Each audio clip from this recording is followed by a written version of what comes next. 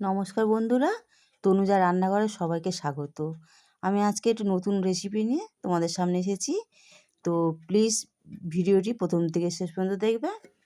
আমি প্রথমে পেঁয়াজটা গ্রেট করে নিয়েছি, দিয়ে এবার সর্ষে আর চিনেবাদাম কাঁচা লঙ্কা দুটো দিয়ে এটাকে আমি মিক্সার মেশিনে দিয়ে বেটে নেব।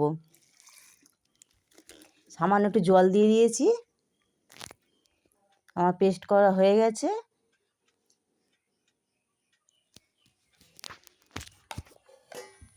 এবার আমি কড়াইতে তেল দিয়ে দিয়েছি, এবারে তাতে কিছুটা কালো জিরে দিয়ে দিলাম। এবার দিয়ে দিলাম পেঁয়াজ বাটাটা দিয়ে কিছুক্ষণ নাড়াচাড়া করে নেবো, একটু ভাজা ভাজা মতো করে নেবো।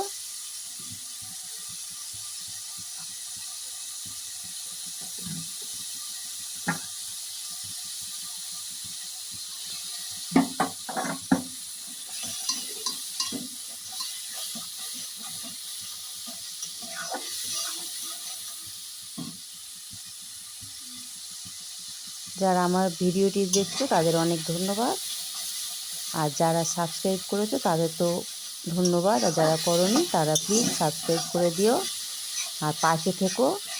তোমরা পাশে থাকলে আমরাও উৎসাহিত হব ভিডিও করা।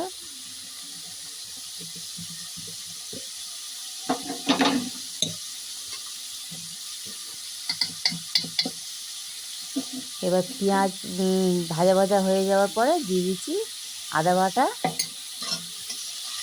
আদা বাটাটা দিয়েও কিছুক্ষণ নাড়াচাড়া করব পেঁয়াজের সঙ্গে।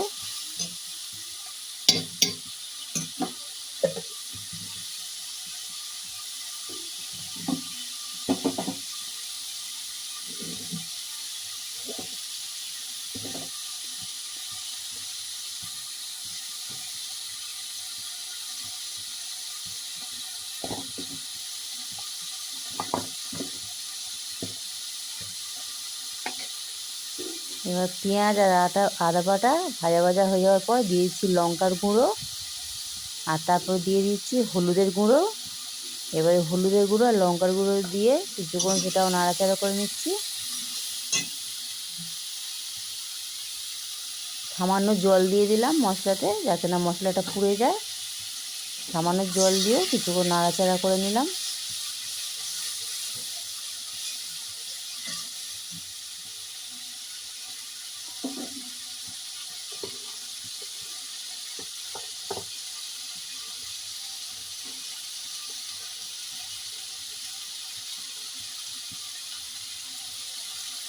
দিয়ে দিচ্ছি স্বাদ মতো নুন।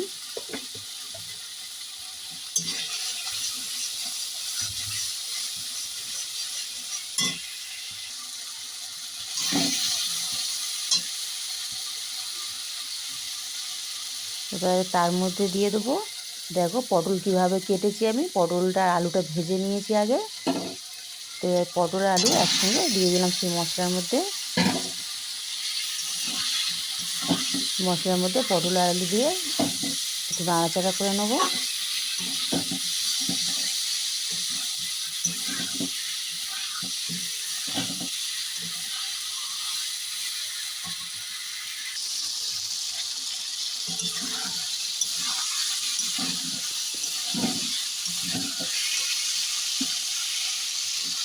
দিয়ে দিচ্ছি টমেটো কুচি দিয়ে কিছুক্ষণ নাড়াচাড়া করে নিচ্ছি।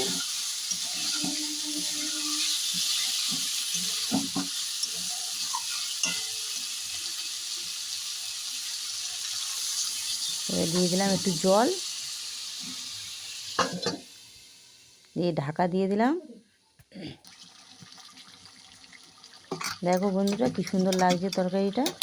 আর এই রেসিপিটা তোমরা যদি একবার বানিয়ে খাও, দেখবে খুব সুন্দর খেতে লাগে, আর কমেন্ট করে জানাবে কেমন লাগে।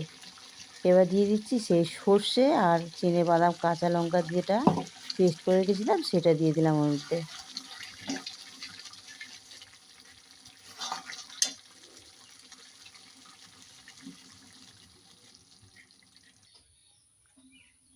বন্ধু, আমার পটলের রেসিপিটা হয়ে গেছে। কত সুন্দর লাগছে দেখতে। দেখতে হয়তো সাদা সাদা লাগছে কালার, কিন্তু খেতে খুব সুন্দর হয়েছে। তোমরা একবার অবশ্যই বানিয়ে খেয়ে দেখো, খুব সুন্দর হয়েছে রান্নাটা।